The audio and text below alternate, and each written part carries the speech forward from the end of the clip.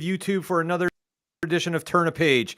For tonight's episode, we have a friend of the show swinging back through to talk to you about a Kickstarter campaign that you need. And I stress this, you need to make sure you sign up for it because there's only a couple days left. And you don't want to be the only one on your block not to have the newest issue of Grandma Chainsaw. So sit back, relax, grab a beverage or two, and let's get ready to turn a page.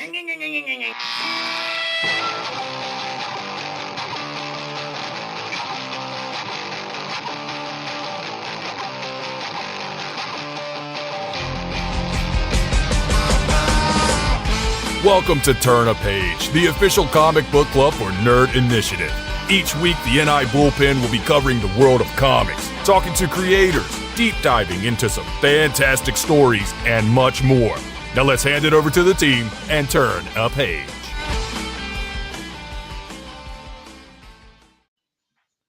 Let's go!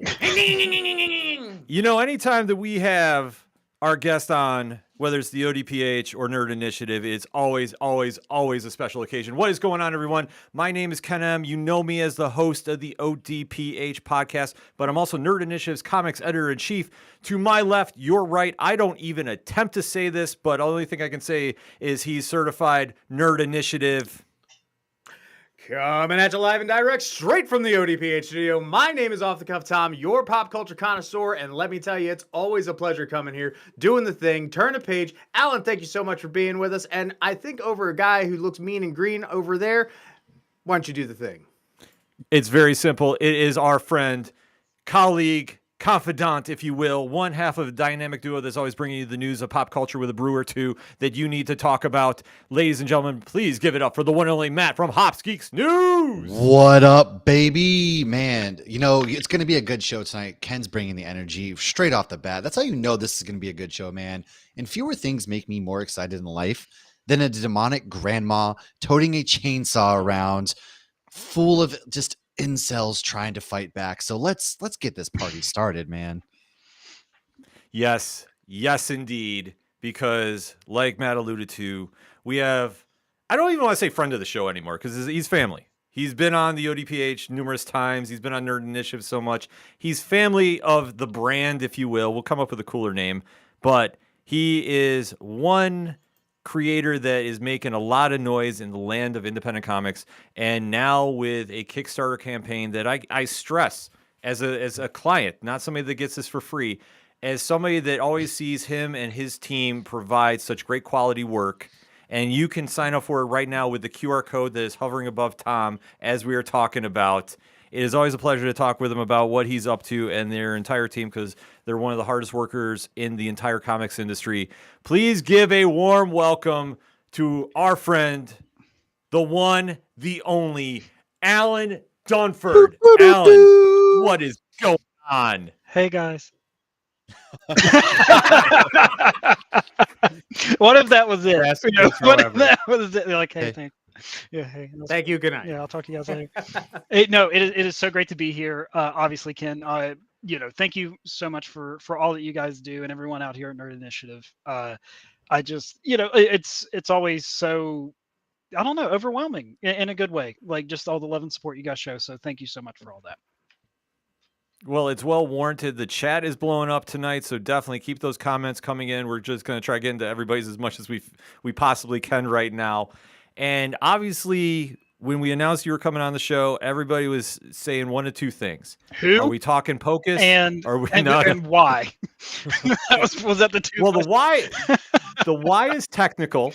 Okay. The why is technical because everybody knows you and your team is bringing the insanity that is known as the world of Pocus. Yep. With Pocus Hocus and the most badass bunny on the planet, Horace.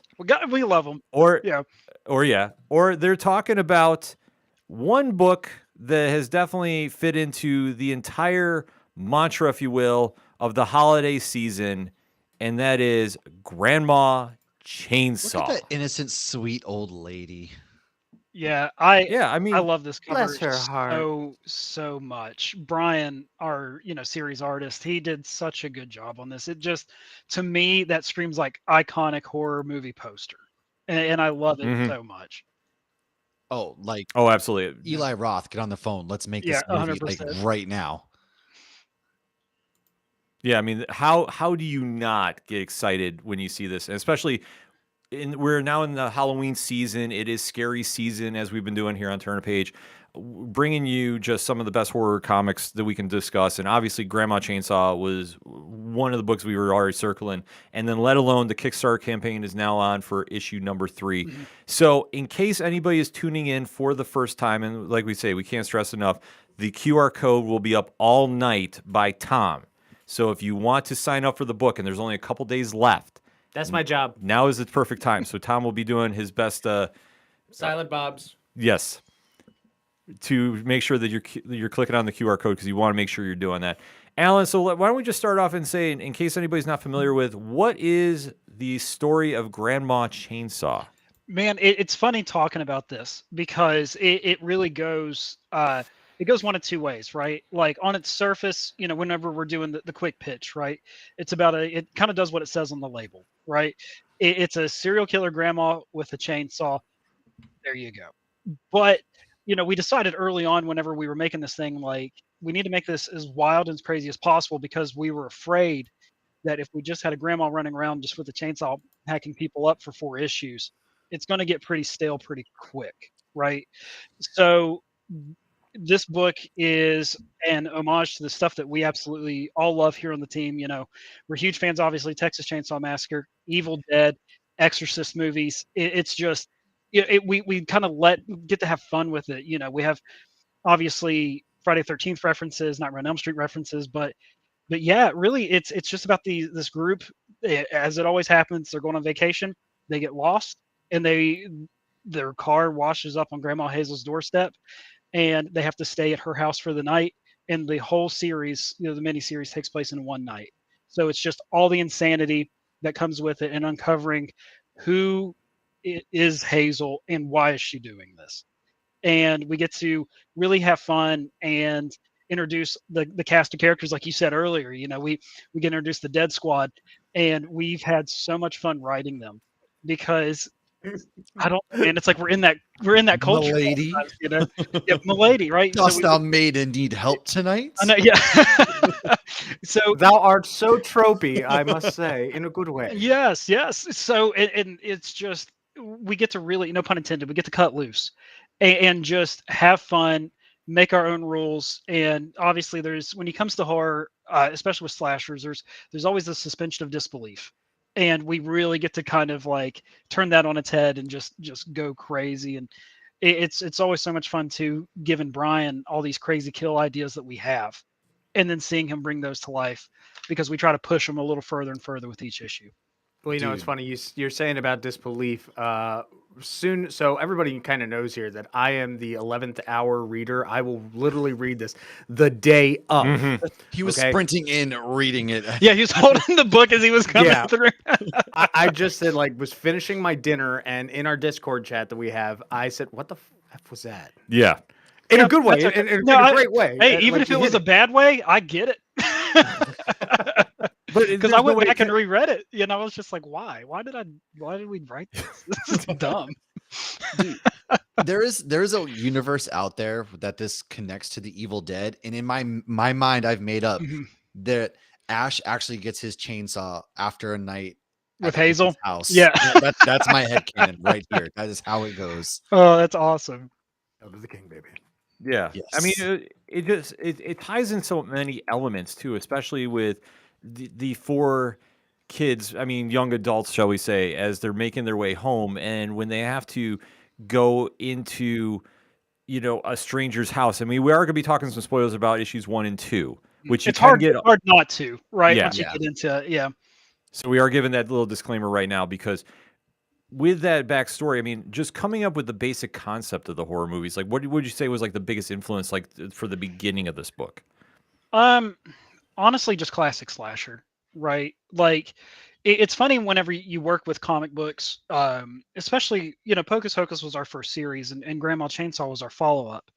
So it's one of those things where we had so many ideas set up for it. Like, we had backstories for the twins and for the girlfriends, and we were writing them out, Will and I, And then we decided, hey, this is too much. We just want to go and get to it, right? Mhm. So, what better way to do it than they just get lost? And then we tried to do our own thing where we threw in, the melting man at the beginning. We just call him our scarecrow man. Yeah. Who points them in a direction and then he quickly just dissolves into a pile of gore just as he gives them directions where they need to go. And we like the idea, and we kind of allude to it in issue 2 where the reason why they get stuck is because Hazel's manipulating the forest. So Mm. it's things like that we try to really draw in, like things that we're all a fan of, like the supernatural elements of everything, and it just helps, like it gives that much more character to everyone that's involved with it too, and it gives a little bit more mystery of what's behind Hazel instead of just this mindless geriatric killing machine. Well, Yeah.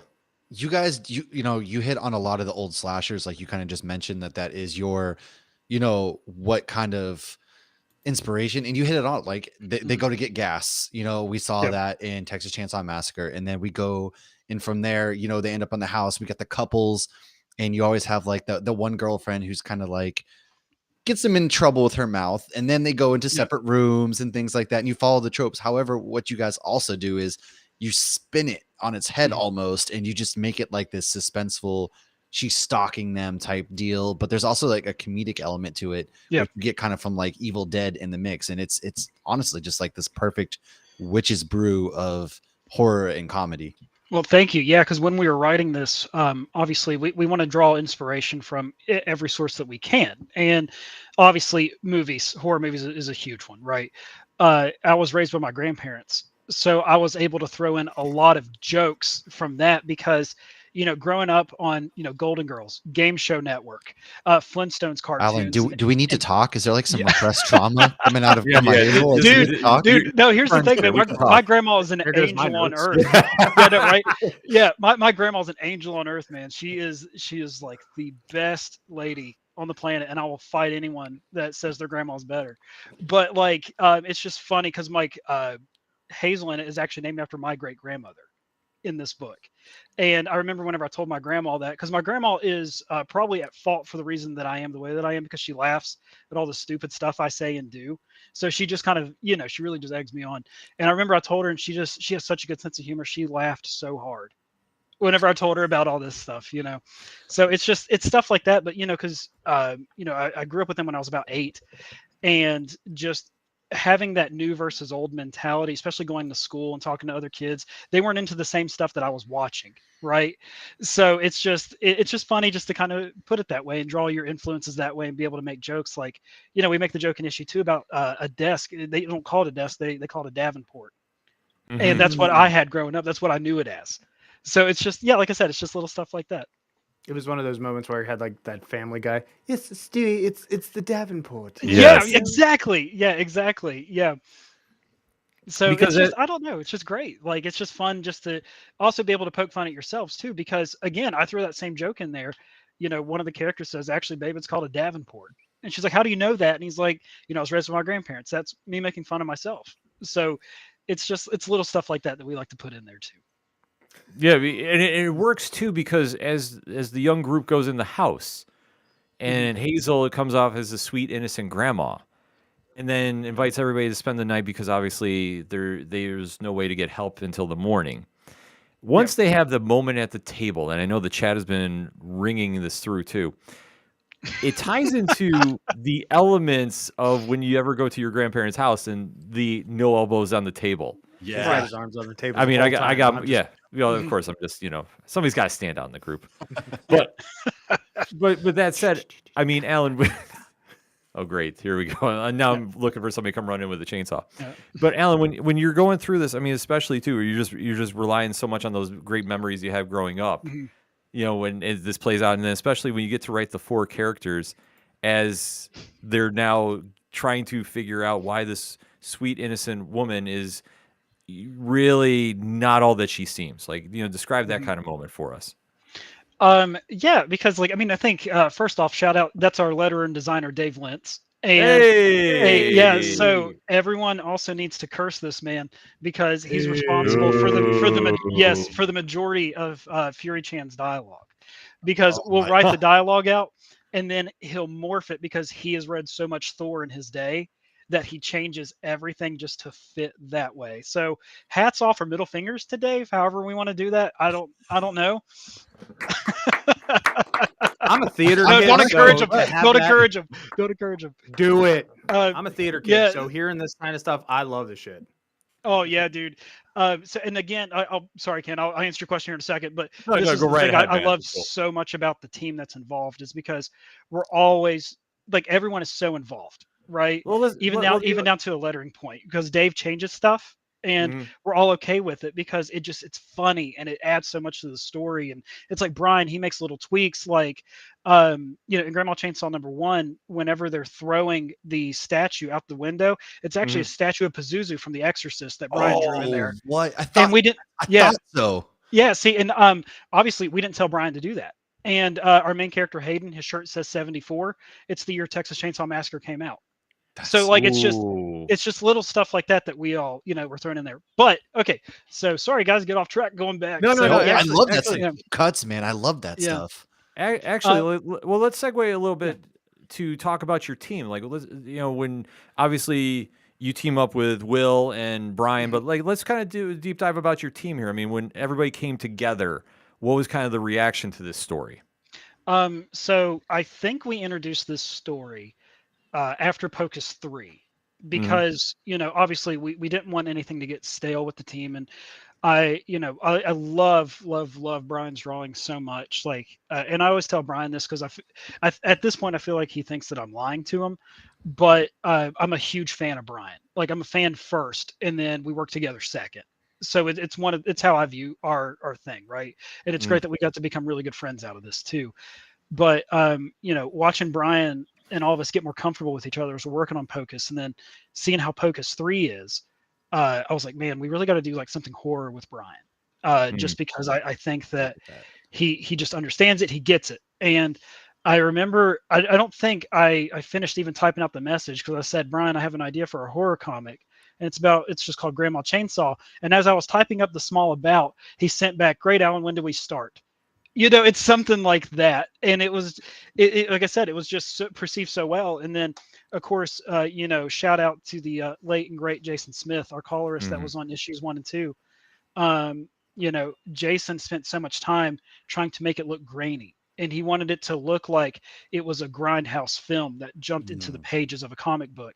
And that's why he wanted to kind of give it like that little, what's the word I'm looking for? Like, kind of fuzzy filter. Well, when Almost you on think it. about like those early 70s movies, that's kind of like the aesthetic that they have, right? Yeah, 'Cause it's like you need a shower after you wash it, right? Yeah. So it's one of those things too. And yeah, Jason really knocked it out of the park. And obviously, Carrie Salveo has stepped in as our colorist now, and she's really continuing right where he left off. And it's just awesome to see that camaraderie too, and how much detail she's putting into it to make sure that his work is still being honored even after his passing. So but again, yeah, the team was immediately yes.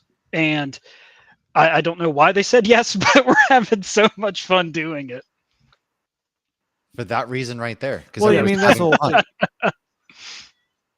everybody's enjoying what they're doing, and especially you see that unfold here. I mean, that's just something to just relish, because if you can all get together and come to an idea of where you want to go with the story, and especially the story borrows so many different elements from classic horror movies that we see, but it's also personalized. Like you talk about your relationship with your grandma, and obviously everybody else involved. And I mean, obviously our deepest condolences, to Jason and his family, to see his, impact on this book too.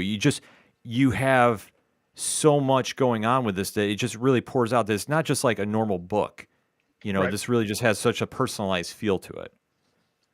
Yeah, and again, like we wanted it to be one of those things where you can have so much fun with this thing, but we still wanted it to be relatable, but not relatable in a yes, Lava Drake. I agree with you so much on that one. But yeah, like we wanted it to be relatable in the sense of like, oh, I know someone like that too, right? And that's why I think that's where really the Dead Squad came up. So, Yeah. Because I remember whenever Will and we were talking about it, we needed to really ramp up the body count. that was the whole reason for the Dead Squad. And I think you kind of know it whenever you see them. You're like, oh great, these people are all going to die. So it was, Yeah. we really wanted to try to ramp our body count up. And before we're like, well, how do we do that? And Will came up with the idea originally to have like a bunch of like mountain men that were kind of like waiting in the woods and stuff like that. And I said, no, that's been done before, but how do we make it our own? And then it's just that, like, we just make them into LARPers. Mhm. And then it just took off from there, and then it just wrote itself. And I don't know what that says about me. Well, It says you like to have fun. I mean, how many horror sure, movies out yeah. there try to push the genre, whether it's or even horror comics? Like you see a lot of them get kind of more serious. So it's always exciting to be like, man, you could tell a really funny story, but also kind of have like it be suspenseful at the same time. And that's exactly what you guys do with all these pages right here. It's clear as day Yeah. that you just like understand the genre and are having so much fun. Yeah, obviously, shout out to the team. And, you just put that page up there, Ken. That was the first page Brian sent back to me. And I was just blown away whenever I got it, because that's our first introduction to Hazel. And it's perfect. Like, I absolutely love that.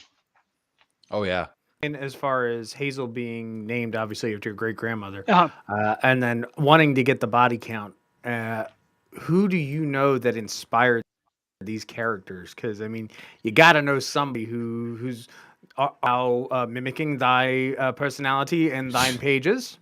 Wasn't Alan telling us that was actually Dave? That's just like his normal personality. Yeah, I think it's really Dave. Yeah. So, but obviously, it's the rest of the squad. Yeah, so I think that is just a personification of just the culture that I'm in, right? Because I'm huge into like Magic the Gathering, Dungeons and Dragons. Like, before COVID and everything, I would go and compete in the Star City Games tournaments for Magic the Gathering, stuff like that. And it's just one of those things, like you just get around so many of these people and things like that, and so many different types of personalities. And I have a really dark sense of humor anyway, if you couldn't tell. But it's one of those things where it's like you think of like, it just stays in the back of your brain, like, and then I think of over exaggerated versions of these. And I really think that that's how it came to be. And it definitely translates there too, because I mean, when you start adding the elements too, and especially once the body count starts rising, because like any true horror movie, I mean, let me throw this question to Matt and Tom. When you start seeing the kills ramp up, like what is your general reaction to seeing just the detail and just the over-the-topness of this? I'll start with Matt. Oh, dude, 100%. This is in my wheelhouse. Like, I love if you're doing horror like this in a way that you're like, there's a reason why people are dying, or it's an homage to what is actually the old school mentality, then I'm all for it. And there's a purpose. In my head, I'm like, all right, let's really see how creative Hazel can get with this chainsaw or her deaths. And so each and every time there's a death on the page, I'm like, oh, for a treat, or gets me excited in like it's kind of a sick way, I guess you can say, because I'm like you, Alan. I'm like, my imagination just runs crazy, especially when it comes to horror. I'm ready to see like where you can actually take this. Yeah, Tom. They deserved it. I mean, was there actually any point or any death that you kind of even surprised yourself on, that you like, because you talk about how you just kind of exaggerate and run with it? Was there anything that you're like, wow, I actually kind of surprised that this came to my mind, or it kind of spiraled from an idea you originally had? Okay, so spoiler alert. So if you don't want to know about a death in graphic detail now, turn away. But children, go to bed. Yeah, go to bed. Click on the QR code and then turn away. Yeah. I think it was kind of like the catalyst that started everything, and that was the elbows off the table one. Because we knew how we wanted her to die and the reasoning for it. Like, and we wrote it in the script. Written in blood on the wall says elbows off the table. And I messaged Brian and I was like, I'm not sure what to do here. Like, do we jab her elbows in her head? Do we like, how do we do this? Like, what makes sense? And then Brian's was just like, I got it. And then smiley face, thumbs up. And then he sent us this page. Who hurt him? Yeah, we're like, Jesus Christ. Men So would we're like, literally okay, cool. rather write horror comics than go to therapy. Yeah, and then the death after that was Liz, and that Yeah. was the smoking kills one where Ooh. we thought it was more effective to not show the death and just show the lungs being thrown because it was just one of those things. And then of course the couple at the end of issue 2, we had to do it, and it was the Brian really stepped it up on that, and it was the pop page as we call it, and that was just like, geez, Brian, you're better than what we deserve. I mean, anytime you see couples start to get freaky in a horror movie, Yeah. you know what's coming next. Yeah, we had That's to one do of it. the rules. I mean, It's a we had rule, to do yeah. it. Yeah, They had Yeah, to mess with absolutely. the Davenport. I mean, once I that know, came dude. out, I was like, Do you know how hard it is to wax one of those? Because well, they did get waxed on it, but like it was one of Yay, those but things. Yeah. someone But was picking yeah, it up. so seeing it that way though, and how Brian just delivered on everything, it was just great. And then, we thought we were going to throw a monkey wrench into his plans because we like to try to be Mhm. creative whenever we do our part 1, 2, 3, and 4 pages, right? So part 1's just the blood splatter. It says part 1, part 2, she's knitting human skin, and then part 3, we have one of the characters, and it's shown on the preview pages for the Kickstarter. She's being torn apart, and her guts read part 3. So it was just one of those things where we're trying to be fun and stylized with it, and so it doesn't get boring. And early on, one of the decisions that we made was to treat Hazel like a Hannibal Lecter character. And what we meant by that is Hannibal Lecter's only in Silence of the Lambs for like 20 minutes, Yeah. but he's the thing that you remember the most, right? You think Silence of the Lambs, you think Hannibal Lecter because every time he's on screen, it's so powerful. And we wanted to do that with Hazel, which is one of the reasons why we introduced the doll maker in it too, to separate some of the tension, so that way Hazel's appearances didn't lose their impact. Because every time that she comes on a page, we want the reader to not so much feel uneasy, but excited. And it's like, what's going to happen? It's kind of, again, it's like when Anthony Hopkins shows up, right? In Silence of the Lambs, you're like, oh God, because you don't get to see him that often. You hear about him and what's going to happen. And yeah, and we thought the doll maker was a great way to introduce that character to separate the tension between Hazel and the reality of the situation. One thing I got to say I loved about the doll maker is that their speech bubbles having that cracked glass. The porcelain pane crack. in it. Yes. Oh, that was just such a nice little touch there, Yep. considering, if we're talking about the old age stuff and having, Mhm. again, the porcelain dolls. Beautiful, nice little detail. yeah. Yeah. Thank you, Dave. Yeah, definitely. That was all him. Well, it also reminded me of like Chucky too, like you just a bunch of these dolls like trying to like going after your ankles and things like that. And it's like Yep. the old adage of how many people, like how many kids do you think you can beat up? How many like preschoolers do you think you can beat up? Back on like the old school kind of mentality of just playground talk. So it was definitely like an additional horror element that I found that I wasn't expecting, and it was a lot of fun integrated. Yeah. And again, we felt like with what the doll maker, with the purpose of it, because we didn't want to. Some of the best comedy movies that I've seen have some of the saddest moments in it, right? And they're grounded so heavy then into I guess just the emotional situation that's going on, whether it's in a comedy movie or a horror movie. And we wanted to try to drive that point home, and that was the purpose of the doll maker. We wanted the doll maker, for those who don't know, we have a character in it who is a giant marionette that makes small porcelain dolls out of all of Hazel's victims that have been there. And we thought that was just such a cool, fun thing to do, because I mean, we've all been to someone's house that has porcelain dolls and they're effing horrific, right? So, Yeah. we really wanted to play on that. And we have one of our deceased characters from issue 1, their doll shows up, and it's a real emotional thing, and we really get to hammer that in at the beginning of issue 3 too, because we wanted to give it weight. I mean, yeah, of course, we still know what this book is at the end of the day. We haven't lost sight of that, but we still want to give these characters as much depth and insight as possible too. And that's something oh, sorry, go Matt.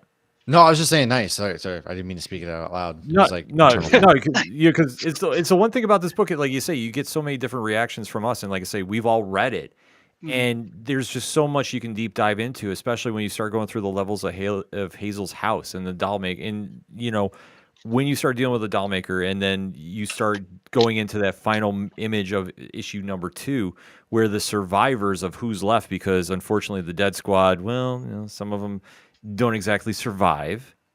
And when everybody makes their way and they see the throne, Yes. can we describe this scene a little bit? Kitty. Yes, Kitty. So the throne was because we obviously at this point, issue 2 ends at the halfway point, because again, this is a 4-issue miniseries. We knew that we have to start giving you something, right? We knew we have to start giving the reader Hazel's more than what she seems type deal. So we wrote it in there for the throne of bone to be the last thing they see in Hazel's room when they break in, because they're trying to escape from the doll maker. And you get to see more of it at the beginning of issue 3. And it is such a cool thing that Brian did. I won't say it because we didn't put those in the preview pages. That's actually the first 3 pages. So we get a little bit more of a look inside of Hazel's room and kind of a little bit of a hint on where this thing's going to. And the whole thing takes place, again, we're trying to be smart. I don't know if we were, but we're trying to be smart with what we were doing, because the whole thing takes place in one location. Aside from them being in the woods for a little bit, the whole thing takes place inside of Hazel's house. So the end of issue 3, we give you a pretty big bomb that leads into issue 4 with what this whole thing actually is. Ooh. Yep. Ooh. Very enticing, and especially too. That's a very good reason to click on the QR code right here, folks. I mean, there's even an option to where if you missed issues 1 and 2, you can play catch up, get those, and then go roll right into 3. Yes, that's true. Which we are very fortunate enough. We do have some preview art for issue number 3, but I first want to show this cover by Brian Bolando, who, like I say, this is just so vintage horror. Yes, absolutely. And then the one thing that I love so much about what Brian does here, and kind of I'll talk about the other covers here in a second, but what Brian did here is just, it's classic, right? You know what this is, and the more I look at it, the more I love it, with all the blood coming out from underneath the house, and that's kind of a hint on where this whole thing's going. And it's awesome. Absolutely love it. And what I love again about the covers is all the variant artists that we have. We only have one cover with Hazel actually holding her chainsaw, because it was kind of like a hive mind thing where everyone was like, well, they know it's Grandma Chainsaw. Let's do something fun.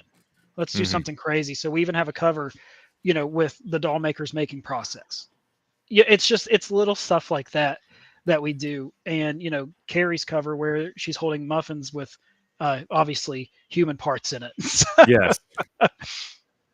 Was there any? Oh, sorry. Go ahead, Ken. No, you take it. I was just gonna ask, because looking at that cover, is there any cabin in the woods vibes at all too? Was that another little inspiration? Yeah, probably. I didn't ask. I just assumed. So yeah, and then on the campaign, Brian sent me another version of the cover, because we always like to try to have a specialty cover anyway. And I agree, Grandma Chainsaw does rule. And it's just like O'Doyle. So we always try to do a specialty metal cover or a special holofoil cover. So Brian sent me that, just completely read it out, and it was awesome. So we went ahead and we're making that our full cast blood holofoil and blood metal cover. So that's so those are our limited ones that we have. Can we hashtag that #blood metal cover? Blood metal. Yeah, absolutely. Blood metal. Yeah. Yeah, and if you back the blood metal or blood foil, let us know, because I just like hearing it. Such a metal name. I mean, it is. Yeah, blood foil. Yeah. So, I mean, obviously, we're now at the stage where the survivors are now making their way through the house because they're trying to stop Hazel and all her insanity. They're coming up on some unexpected turns. I'm going to throw up the preview art for a couple pages for Grandma Chainsaw number 3, which we can't stress enough. Click that QR code. Definitely make sure you have this in your collection, signed up. And if you need to get the back issues, they're definitely well worth it. So walk us through this, Alan. What is going on in this scene? Okay, so this was the first kill that we wrote for the book, and we thought it was just going to be awesome. So the survivors are inside of Hazel's room. They're holding the door shut. They're Hodor right now, and they're they're kind of talking about the situation on what's going on with everything, and coming to terms with losing their loved ones. And of course the dead squad, they're just completely void of all emotion. But our two characters our two main characters are talking about it, and that's when the door just bursts open, and it's the strings from the doll maker that have come in to latch onto someone. So we thought that that was a really cool way to like break the tension with our like big, I guess you can call it a jump scare, right? In this thing. So, and we absolutely love the pacing. I'm not sure what you're showing next, but yeah. So after that, we try to really build the tension with it. Well, let me go back to this because I think it's just kind of tying into, because I didn't want to give that much away. This is the next page here. Yeah. So they're listening in because they can't make it out of the door. Obviously, wham thud. And then Fury Chan's thinking, "Hey, we're winning," and then they hear the blood curdling scream. That obviously didn't come from the doll maker. So that, and then the door just slowly opens to reveal a shot that's pretty brutal. Yes, that's man. That is just like straight up classic. Just some horror right there. We never want to try to reinvent the wheel, right? Because things are classics for a reason, and we just want to do our take on it and just have fun with it. Well, you don't need to reinvent the wheel either. I think that's what too many people almost try to do. And if you just, I always say this, and every time I say it, it's Norman Osborn in my head. I always just back to formula, and it's the most tried and true method there is. And you do exactly that. You're like, guys, we know what we're going after, and it just works so well. Yeah, thank you, appreciate that. And it does, because I mean, you tie in the tropes of classical horror, but you also give it that modern feel, like I say, especially with the Dead Squad, and just how that is so reflective of this time period that we live in. That's, almost like in the same sense in like of true crime podcasts, like everybody tries being like a sleuth and solving these unsolved mysteries. You see the Dead Squad is now trying to be these supernatural defenders. And they are clearly not ready for this job. Have you ever, are you a Supernatural fan, like the show? Listen, everyone tells me to watch it, and I need to watch it, that and What We Do in the Shadows, but I've never watched it. Okay. So for I'm on like season 8 right now, but there's this group, this is very relevant. There's this group called Ghost Facers in it. Yeah. That's exactly what the Dead Squad reminds me of, is Ghost Facers. And they're like this, they're trying to be like the serious paranormal crew, but they're exactly just like the Dead Squad. They are just goofy and just tripping over themselves, and that's all I can think of while watching. I was like, this, so it just popped in my head. Had to know. I actually do have a sword from a mall that is sitting on my shelf in the I do too. It's okay. Yeah, it's totally fine. Just embrace it, man. 3, man. One gives me a +1 to awesomeness. Yeah, and +3 to sex appeal too, I'm sure, right? Well, my wife likes it. It is a double-handed blade. Oh, you dirty man. So speaking of that, the sword stays out. Yeah. Yes. There's a lot going on with this Kickstarter campaign. Great transition, Ken. Love it. Yes. Yeah. That's why I get paid the big bucks. Yeah. Wait, we get paid? I know everybody says that. We get paid by the opportunity to talk to fine creators such as yourself, my friend, and especially about a Kickstarter campaign. Now, going into this new campaign, what has been some of the goals that you've tried achieving with this one? Because I mean, obviously, every campaign you've done has grown bigger and bigger and bigger. So now going into this, the audience has already been pretty much established. I mean, obviously coming off the success of Horus in Hell. Yeah, Horus was a shock to all of us with how big that one was. We definitely did not expect that. Horus was our biggest campaign. That was our first, I guess that was our second 5-figure campaign. And this was just for a single issue, though. Like, that was crazy, just the turnout for that. And again, I always like to say this because I'm mad at every one of you, because Horus was the character that we spent the least amount of time on working, and it was the biggest success that we've ever had. I love you all, and I hate you That's so how it much for it. happens. I know.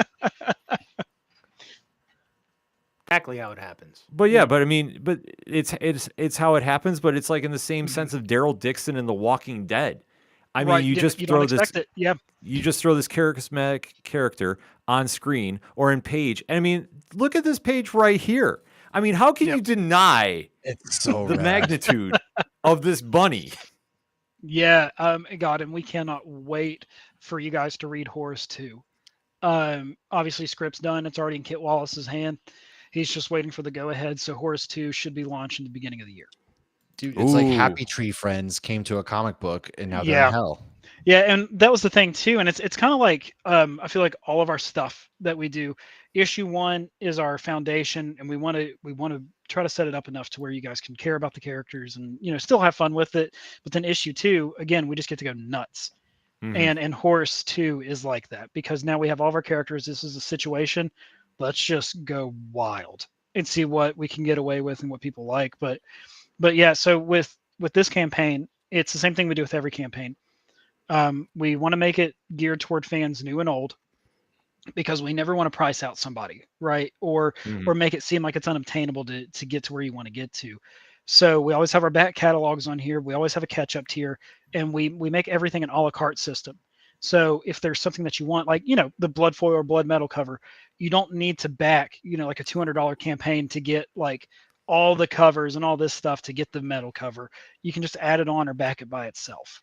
So it's just it's little stuff like that we always try to make sure, like, you treat others the way you want to be treated, right? And I would love it set up to where I could just go into a campaign and just, I want this is fine, and then that's it, I'm done. I don't need to, like, stress about, like, well, do I need to do the big tier here or the small tier to add this on and stuff. So yeah, we always just try to make it, just try to make it accessible for everybody.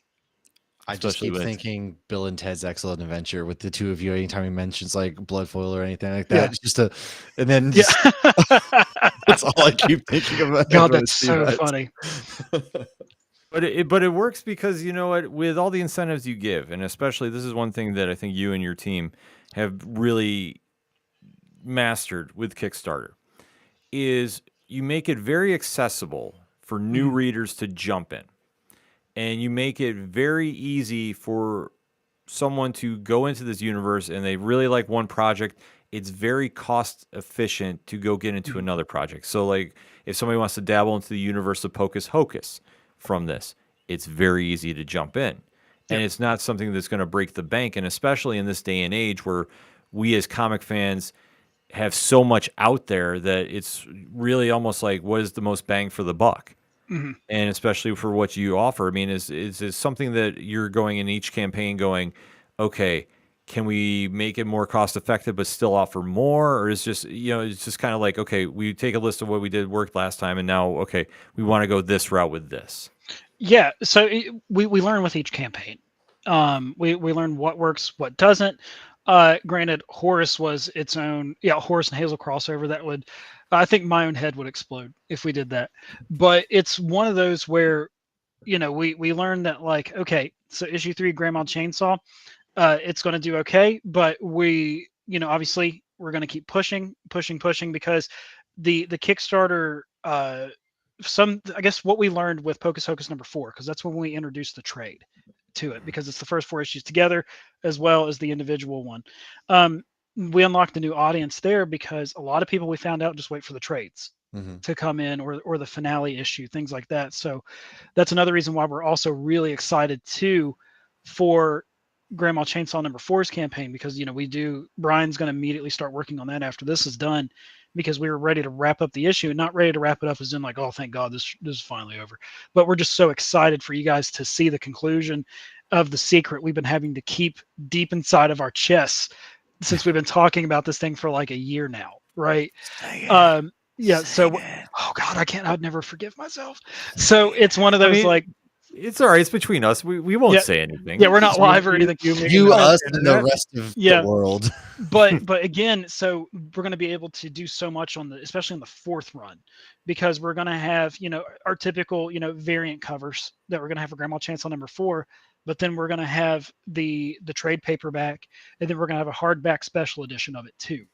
So, and we're so excited about that, just to see, just see everyone's reaction and finally have like a complete version of it too. And again, we might unlock a whole new audience with that too, because people that are just going by, they see that and like, hey, great, I'm just going to go and jump on now, right? No, absolutely. Now, do you think that by publishing everything out through Kickstarter, it gives you the creative freedom to do really what you want? Or do you feel as if because you have so many people pushing you and backing this, you have to do it for them? You know what I mean? Yeah, so that's an answer to yes to both, right? Like, it's cool that you have the creative freedom, but we're also keeping in mind, and it's a good pressure to put on ourselves as I guess just creators, and obviously I'm including everyone on the team in this, but we're always trying to push ourselves, and we hope that as a reader, that's evident in each issue of a book that we read, because obviously we want Pocus 2 to be better than Pocus 1. We want Pocus 3 to be better than Pocus 2. And the same thing goes with Grandma Chainsaw. We hope that you love issue 4 way more than you liked issue 1, because that means that we pushed it and we really encapsulated everything in the series that we were trying to do. And again, that's something that we always have in mind for what we're doing and why we're doing it, because without the support of you guys, the readers, the backers, I wouldn't be talking to you guys today. And it's the truth of the matter, right? Because I'm only as strong as my support system, and I still cannot thank everyone enough that always shows up for each campaign that we do. Well, go ahead, Matt. I was going to say that's an excellent point that it almost gets lost sometimes with a lot of creators. Is that at the end of the day, without everybody who shows up for your campaigns and stuff like that, like you would, and it's very evident that you were very appreciative of that, and also do your best to give back to that, which can sometimes get lost in the shuffle. And it's very, very evident that you guys are all about everybody out there who is just a fan, and it's a two-way street. Yeah, like we love hearing from people too, and we love addressing anything too. Like, especially like if anyone just wants to be like, hey, love the book, that means more than to us. Like, because a lot of times, it's funny because I always, after we finish the book, I send out the PDF and then it goes to print. But whenever I send out the PDF, I'm always like, come on, somebody just tell me they liked it or tell me they hated it. Like, just give me some response. But usually 99% of the time we don't hear anything. We just hear, got it, thanks. But still, it's like, at least they said that. It's in their hands. Yes. With everything that's going on with the Kickstarter and all the great add-ons and everything. I saw one that was really, really cool here. A really, again, bang for your buck kind of deal. You get to possibly be drawn into the book in issue 4. Yeah, that's already gone. That was gone day 1. Oh, I was gonna offer Ken up. Just saying. Yeah, offer myself up. Well, I already put Ken in a book.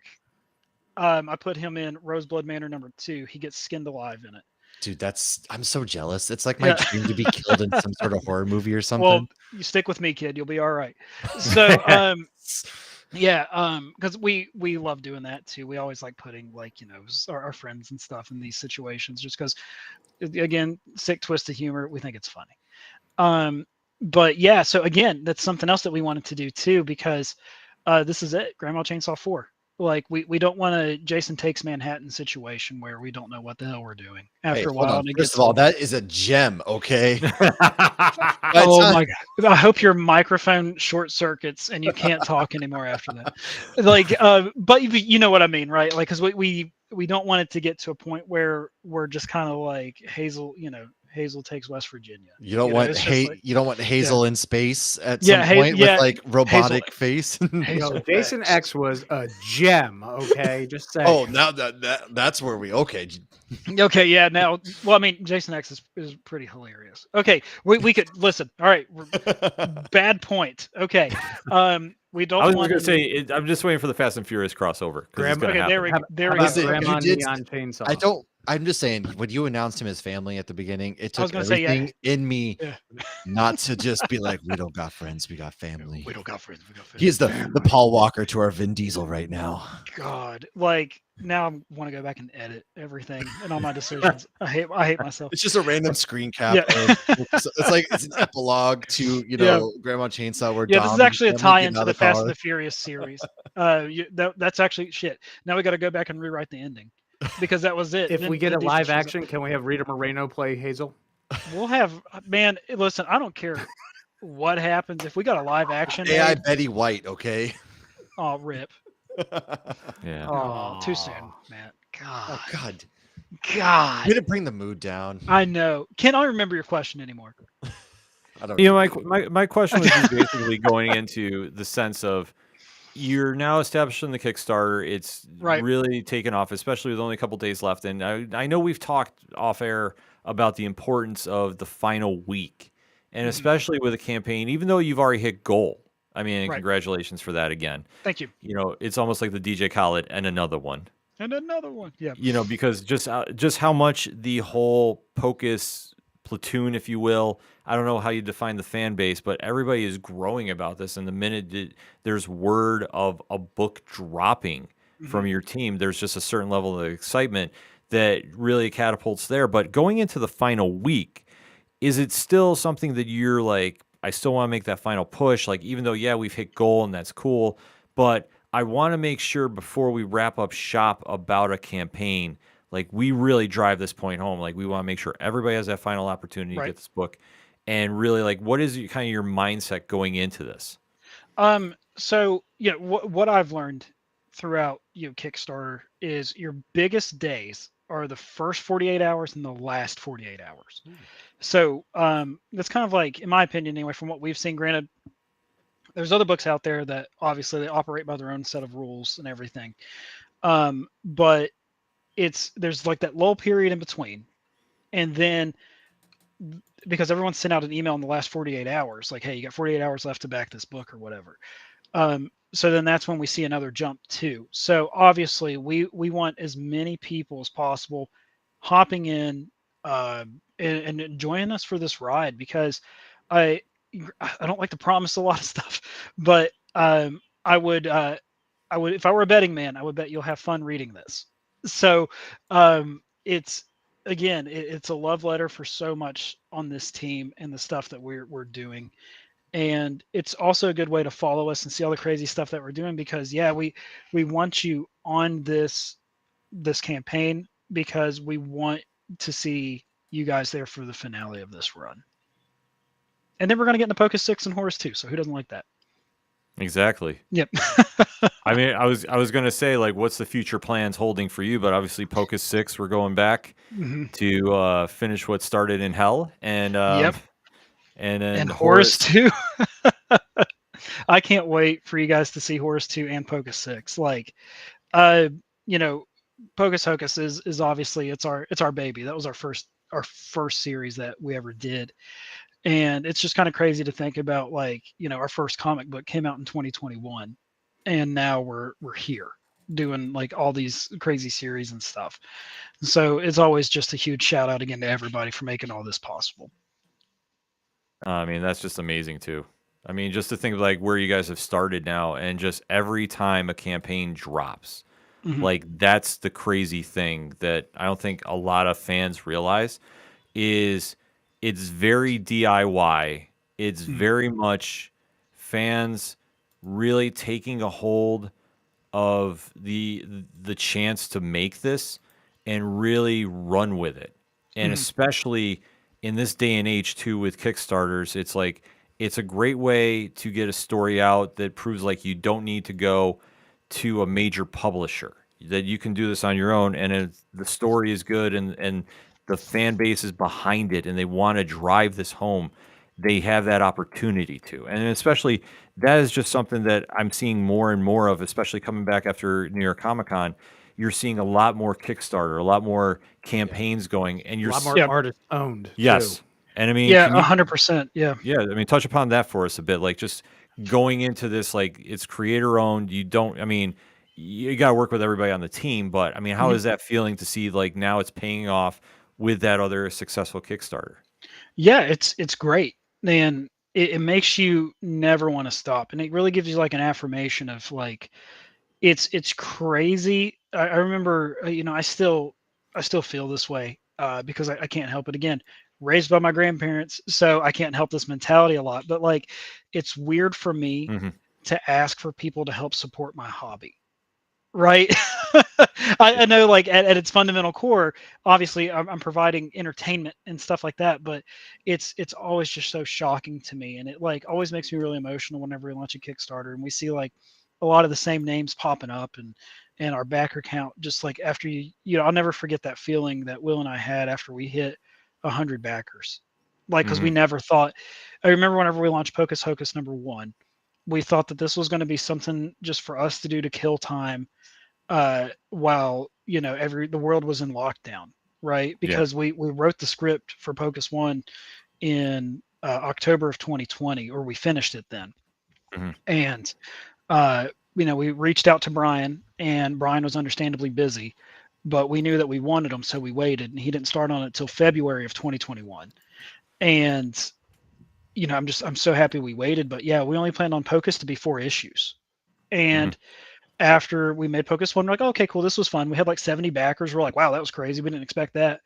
And then we made Pocus Two, and then we jumped to 160 backers, and we're like, oh my god, what's Dang. happening, right? And then Pocus Three happened, and then we're finally up to 200. We're like, holy crap! So then we're like, well, this is something. So now we can actually tell like a fully fleshed out world that we wanted to tell because Pocus Hocus lends itself well to being an ongoing series because of the subject matter. And then we made Grandma Chainsaw with the full intentions of that one only being 4 issues. So Hmm. yeah, again, we have that freedom being creator owned. We have that freedom of doing it this way. And if someone bigger ever comes along and they see this and they say, hey, we want this, we're like, okay, cool, it's already done. And this is all the stuff we have laid out for it. So take it or leave it. Yeah, and especially Yeah. too, like I say, you're seeing just such a growth in that, and especially Yep. in this day and age. Like I say, to be a part of it, and especially as much as you have gone with that, and now Mhm. like with another successful campaign ahead, what is the future for Alan Dunford and company? A lot. Because, obviously Brian Belando, Carrie Salveo, Kit Wallace, all 3 of them have been just so fantastic to work with. And, again, uh, a huge shout out to Jason Smith. His wisdom and guidance whenever we first started was invaluable when it came to coloring Hmm. and everything like that, because Jason worked with DC, Marvel. Jason's done a ton of crap, and it was just so awesome just to kind of let him guide us and stuff. And we're always trying to learn, and I think that's the most important thing. And that's even everyone who's on the art team, lettering, and even Will and myself for writing a lot of this stuff. I I know that we all want to be better. Hmm. So it's never that we're getting stagnant in our position. We just want to be the best that we can be for the reader. And with all the books that especially we have coming up, again, I mentioned Pocus 6, Horus 2, Grandma 4, but then the stuff that's in development, we're working on a one-shot horror story called Beneath the Lighthouse. We Let's we be have honest. enough. Is it going to be a one shot? You're going to write it. Yes. It's going to be good, and they're going to No. want more. Let's No, be honest. Beneath the Lighthouse will be a one shot. Now the other one is called Deacon Dan's Sure. Famous Chili, and Mm. that one's going to be a mini series. It's about a church deacon that keeps winning the church chili cook off every year, but he's got a secret ingredient. Hell yeah. Soylent Green. I'm Soylent in. I'm Green. Yeah, so yeah. in the bag. I am so in the bag. So yeah, Deacon Dan's Famous Chili is it's our Dexter meets Sweeney Todd, and we just want to have, again, we love these crazy ideas that we don't think could work in a lot of situations, but we want to try to make them work. And then we're working on a graphic novel too called One Sunday Afternoon, and it's a little fun detective story that we're doing. So yeah, Nice. so I mean, like, we have a lot of stuff. We had a lot of stuff coming up, and we hope that you guys want to join us for the ride on this, You because better be joining this team for this ride. Absolutely. Yeah, do it right there. QR Like, code. Let's go. if you wouldn't know. if you've come away from this hour being like, then I think you really should just go touch some grass, because I don't know what else. Like, do you not find enjoyment in anything in life at this point? Well, or they Yeah. just heard me drone on and on about repressed issues, probably.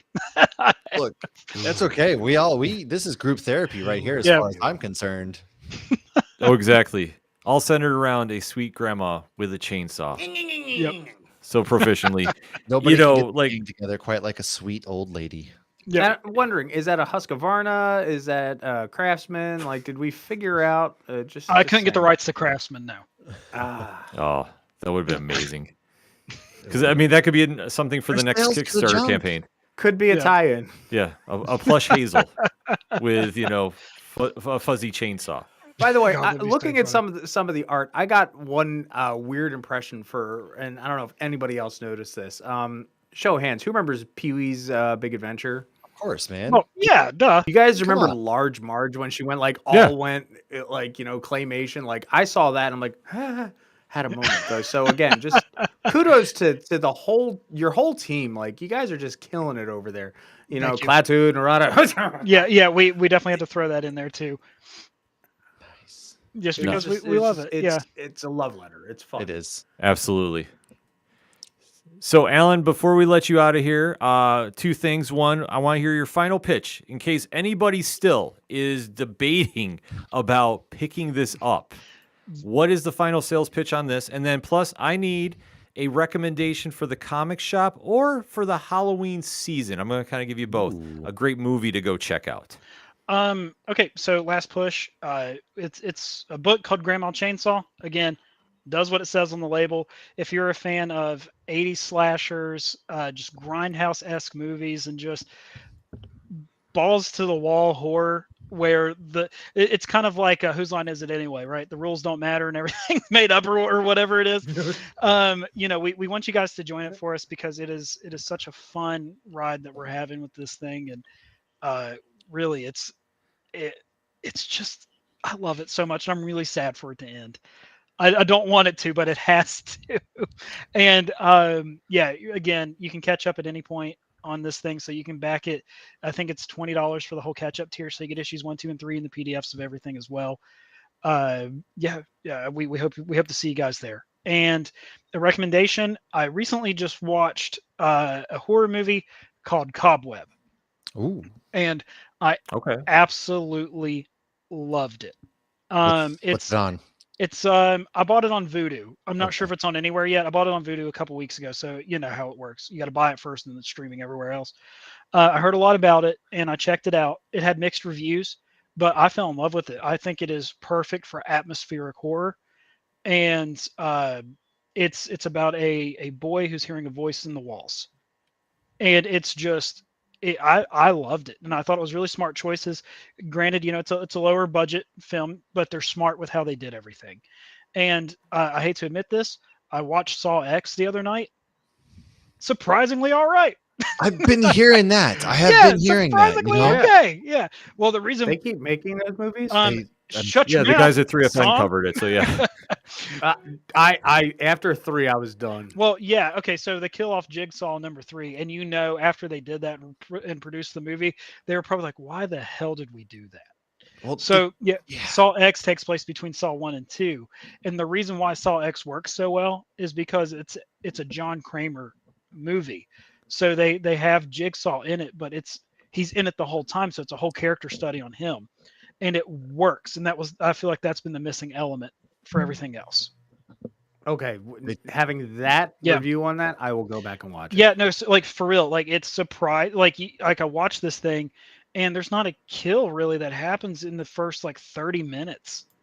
Because it's a whole build up and getting to know why this is happening, and it's just instead of just mindless torture. Yeah, it's kind of crazy. I never thought I'd have this conversation with you guys in 2023 about a 10th installment in a Saw franchise, and it's better than the rest. Yeah, That's crazy. Nah.